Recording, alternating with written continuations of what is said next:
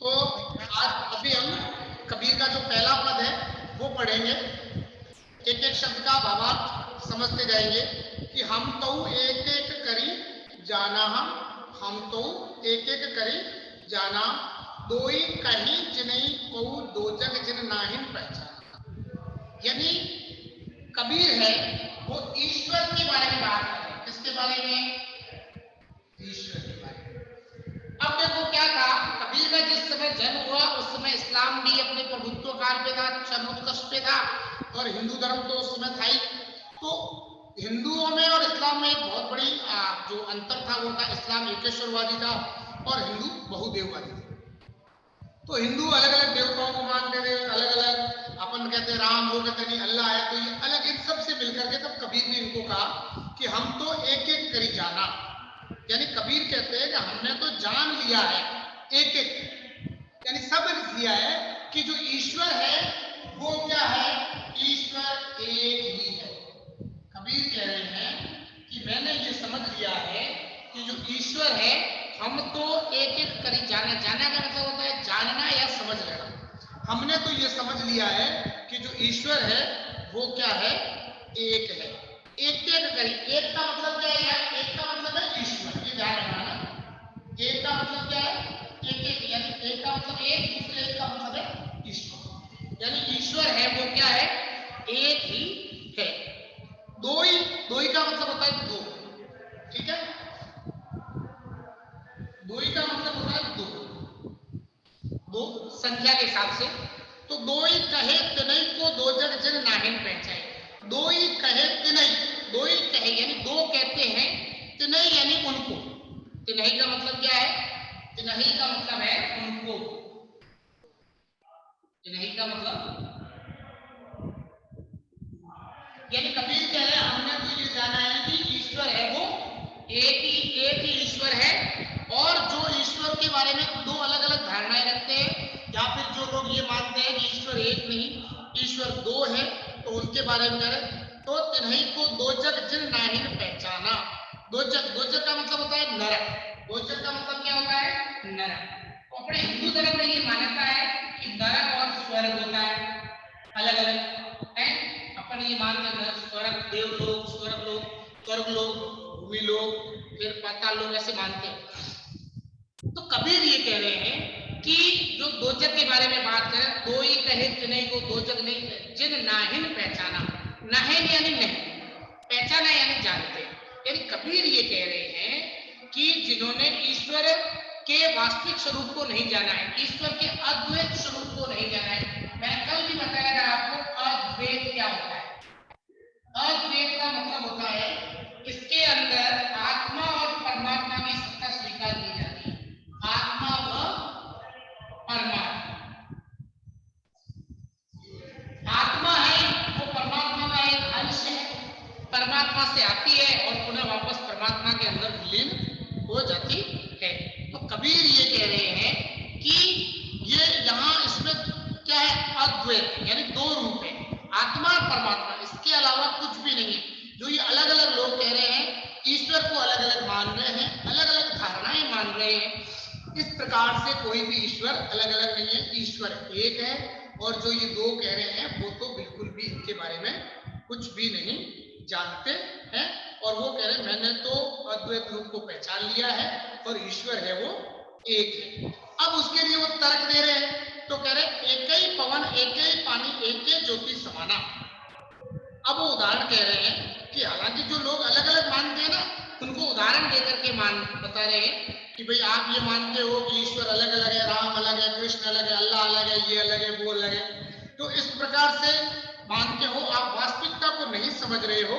तो वे जो कबीर की आत्मा परमात्मा का जो स्वरूप है, वास्तविक स्वरूप है, उसको वो नहीं समझ रहे हैं। कबीर अद्वैत का प्रमाण देने के लिए कहता है, जैसे क्या कहता है, एक के पवन एक के पानी, एक के पवन, पवन का मतलब होता है हवा, यानी हवा एक, हवा एक के पवन एक के पानी है, पानी एक है, ठीक है, एक ही हवा है, एक ही पानी, एक के ज्योति समाना। ज्योति का मतलब होता है आग, यानी आग भी है, आग यानी इनका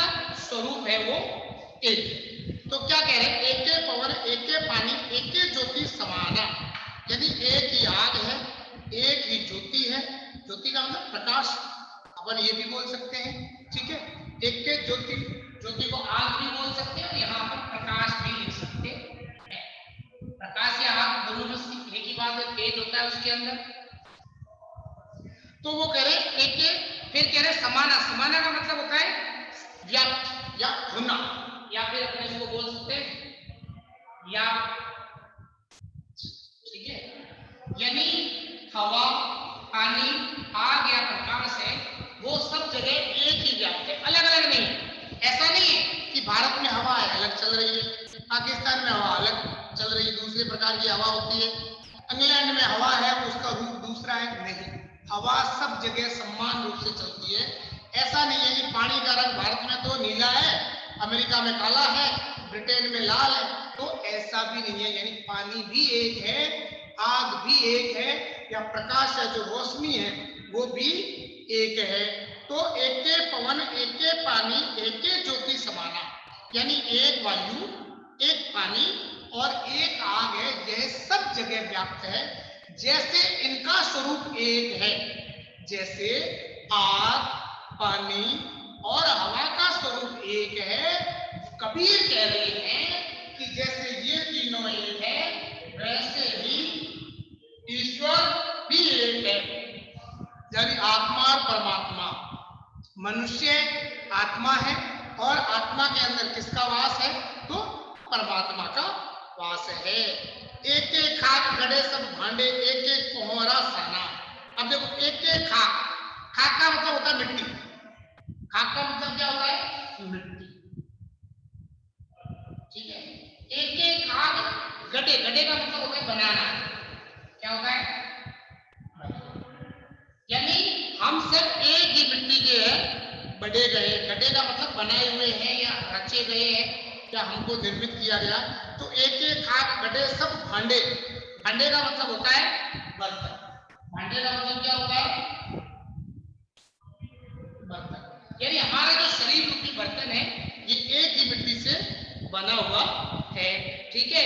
एक एक खाक गड्ढे सब भांडे, एक एक कोहरा साना। अब देखो कोहरा का मतलब होता है कुम्हार, कोहरा का मतलब क्या होता है, कुम्हार। आपने देखा होगा कि जो क्या करता है, मिट्टी के बर्तन बनाता है और एक साथ मिला करके, साना का मतलब होता है एक, मतलब मिला कर, ठीक है। यानी मन ऐसे ही जैसे कुम्हार मिट्टी के बर्तन बनाता है, वो ऐसा थोड़ी है कि मटकी बनाने की, बड़ी मटकी बनानी है तो अलग मिट्टी लाएगा, छोटी मटकी बनानी है तो अलग मिट्टी लाएगा, या फिर कुल्हड़ बनाना तो अलग मिट्टी होगी, मटकी के लिए अलग नहीं, मिट्टी वो एक ही है। यानी कुम्हार एक ही मिट्टी को भिगो करके उसी को लुगदी बना करके और अपने हाथों से कोई छोटा बर्तन बनाता है, कोई बड़ा बर्तन बनाता है, कोई किस प्रकार का बनाता है, कोई किस प्रकार का बनाता है, कोई अनेक आकृतियों के अलग अलग जैसे बर्तन बनते हैं। तो कबीर भी वैसे कह रहे हैं कि हम भी, हमारे को बनाने वाला कुम्हार यानी कौन, ईश्वर, हम ईश्वर द्वारा मिट्टी के बनाए हुए क्या है, बर्तन है, जो किस एक ही मिट्टी के बनाए हुए हैं। यानी हमारा रंग रूप भले अलग हो, रंग रूप संप्रदाय हम भले अलग हो, लेकिन हमारा जो शरीर है वो एक ही मिट्टी का बना हुआ है, यानी पंच तत्वों से ही बना हुआ है। हमारा शरीर पंच तत्वों से ही निर्मित है या एक ही मिट्टी से निर्मित है।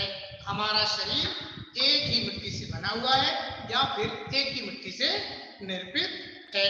इसीलिए कबीर कह रहे हैं जैसे कुम्हार एक मिट्टी से अलग अलग बर्तन बनाता है, वैसे ही ईश्वर भी एक है और वो अलग अलग लोगों को बर्तन रूपी हमें बना रहा है।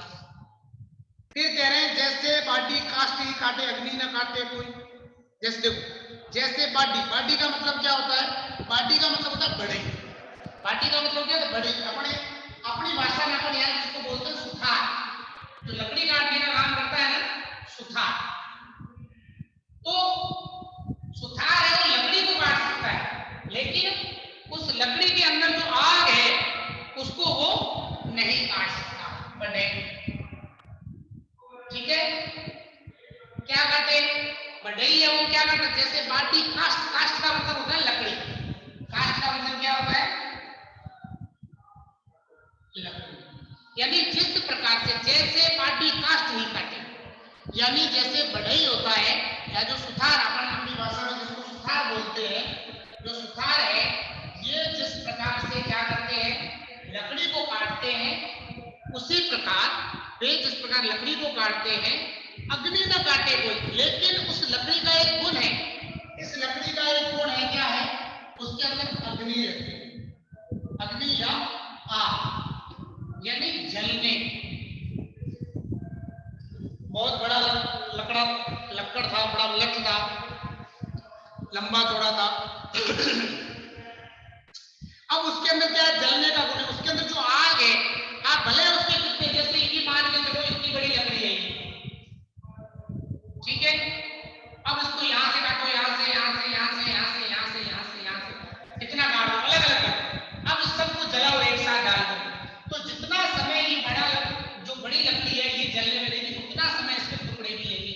यानी लकड़ी को काटा जा सकता है, लेकिन उसके अंदर का जो गुण है, उसका गुण क्या है, जलना, तपन देना, ताप देना, अग्नि को आगे बढ़ाना, तो वो गुण है, वो उस गुण को अपन नहीं बदल सकते, ठीक है।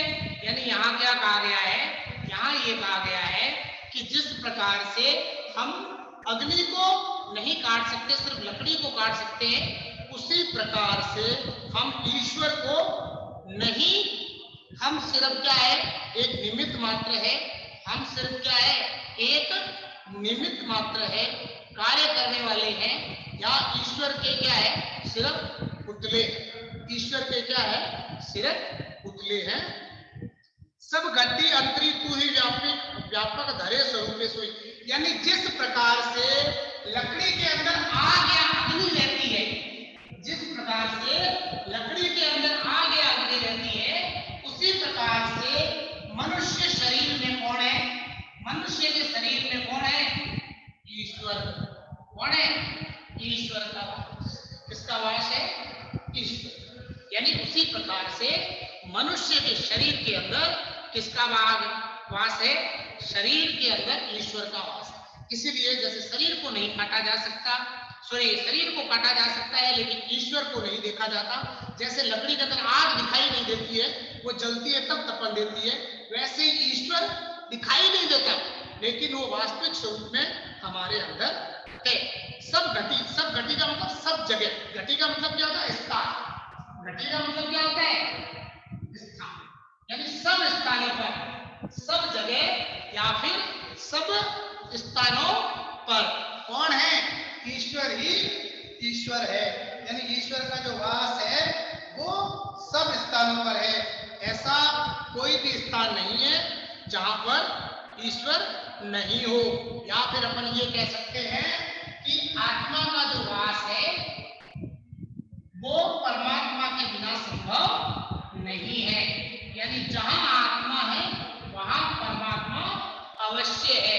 स्वरूप धरे, यानी क्या लिखा है, सब घटी अंतरी तू ही व्यापक, व्यापक का मतलब होता है समाया हुआ, धरे स्वरूपे सोई, यानी स्वरूप का मतलब जो शरीर का जो स्वरूप है, शरीर का जो स्वरूप है उसी प्रकार से, यानी अंतरी यानी अंदर, व्यापक यानी बहुत बड़े स्तर पर, धरे यानी रखा हुआ है, स्वरूप यानी स्वरूप, यानी ईश्वर का जो बहुत बड़ा स्वरूप है, उस स्वरूप को ईश्वर ने अपने अंदर छोटा सा करके विस्तृत रूप से धारण करके रखा है। यानी आत्मा के अंदर परमात्मा का वास होता है, आत्मा के अंदर परमात्मा का वास है, वो होता है, ठीक है। सोई यानी वही, माया देखी के जगत लुभाना काहे रे नर गरबाना, माया देखी, माया का मतलब क्या होता है, माया का मतलब मोह माया, धन दौलत है सारा, जगत, जगत का मतलब संसार, यानी आदमी किसके पीछे दौड़ता है, घर परिवार के पीछे, कोई बीवी बच्चों के लिए ये करना, इतना पैसा कमाना, करोड़ रुपए कमा लेगा वो सोचेगा 2 करोड़ कमा लूं, 2 करोड़ वाला सोचेगा 4 करोड़ कमा लूं, 4 करोड़ वाला सोचेगा 8 करोड़ कमा लूं, मतलब लालसाएं व्यक्ति की बढ़ती जाती है। तो उसके बाद सोचेगा सुंदर पत्नी हो, सुंदर बच्चे हो, ये करूं वो करूं, सुंदर घर हो, बड़ा बंगला हो, इतनी गाड़ी हो, ये, यानी ये सारा का सारा क्या है, माया। तो कबीर कह रहे हैं कि माया देखी के जगत डुबाना काहे रे नर गरबाना, यानी माया को देख करके सारा जो संसार है, लुभाना, लुभाना का मतलब होता है मोहित होना, लुभाना का मतलब क्या है? मोहित होना। यानी माया देख करके पूरा जो संसार है वो क्या हो गया है? मोहित हो गया है। किसके ऊपर? माया के ऊपर। माया यानी सुख सुविधाएं, सुख या सुविधाएं, ठीक है, सुख सुविधाएं हैं, उनके ऊपर पूरा का पूरा जो संसार है वो क्या है? पूरी तरह से उसके चुगल में फंसा हुआ है और पूरी तरह से उसी से करता है। काहे रे नर गर्वाना, नर का मतलब होता है आदमी। कबीर कह रहे हैं हे मनुष्य, तू क्यों इतना घमंड कर रहा है? नर गर्वाना, गर्वाना मतलब गर्व करना। तू इतना क्यों घमंड कर रहा है? तू इतना क्यों अपने आप में मतलब इतना ये दिखावा कर रहा है? जो ये जो दिखावा कर रहा है वो कुछ भी नहीं है। ये जो संसार तुझे लुभावना दिख रहा है, ये जो संसार जो तुझे सुंदर दिख रहा है, ये जो संसार जो अपने आप में एक श्रेष्ठता लेकर के कर रहा है, इसलिए वो मनुष्य से कहता है ये क्षण भर का है, आज है कल नहीं है। अगर अपनी मृत्यु हो जाती है तो ये धन दौलत ऐश आराम घर परिवार सब यही के लिए धरे रहते हैं, कोई भी साथ में कुछ भी नहीं लेके जा रहा है। इसीलिए कबीर कह रहे हैं हे मनुष्य, हे व्यक्ति, हे नर, तू क्यों इतना घमंड करता है? और अंत में वो कहते हैं कि जो मनुष्य ईश्वर की भक्ति करता है, क्या कह रहे हैं? जो मनुष्य किसकी भक्ति करता है? ईश्वर की भक्ति करता है, यानी ज्ञान मार्ग पर चलता है। क्या? कौन से मार्ग पर? ज्ञान मार्ग पर चलता है। जो मनुष्य ज्ञान मार्ग पर चलता है, निर्भय भया कछु नहीं व्यापे कहे कबीर दीवाना। निर्भय भया, निर्भय का मतलब होता है भय रहित, जिसको किसी भी प्रकार का कोई डर नहीं हो। तो निर्भय भया, भया का मतलब होना, कछु नहीं व्यापे, कछु नहीं यानी कुछ नहीं, व्यापे यानी कुछ भी नहीं बुरा लगता या कुछ भी नहीं इस प्रकार से लगता कि मुझे ये हो जाएगा वो हो जाएगा। इसीलिए कह रहा है कि तुम्हें कुछ भी इतना व्यापक असर नहीं पड़ेगा। कहे कबीर दीवाना, यानी कबीर दीवाना, दीवाना का मतलब होता है बैरागी। दीवाना का मतलब क्या होता है? बैरागी, यानी जो संसार को तुच्छ समझता है। बैरागी का मतलब क्या? जो संसार को क्षण भर के लिए या तुच्छ समझता है, ऐसा व्यक्ति है कि जो मनुष्य निर्भय हो जाता है, ईश्वर का ज्ञान कर लेता है, जो मनुष्य वैरागी मार्ग पर चल पड़ता है, उसके लिए संसार कुछ भी नहीं है। संसार उसे किसी भी प्रकार का कष्ट नहीं दे सकता। इसीलिए कबीर कह रहे हैं ईश्वर की भक्ति करो, ईश्वर का ध्यान धरो, ईश्वर की महिमा का गान करो और फिर इस रास्ते से क्या हो जाओ? मुक्त हो जाओ। कबीर भी अब निर्भय हो गए हैं, इसीलिए कबीर क्या खुद कह रहा है कि क्या कह रहा है? निर्भय भया कछु नहीं व्यापे कहे कबीर दीवान। कह रहे हैं तो स्वयं भी है।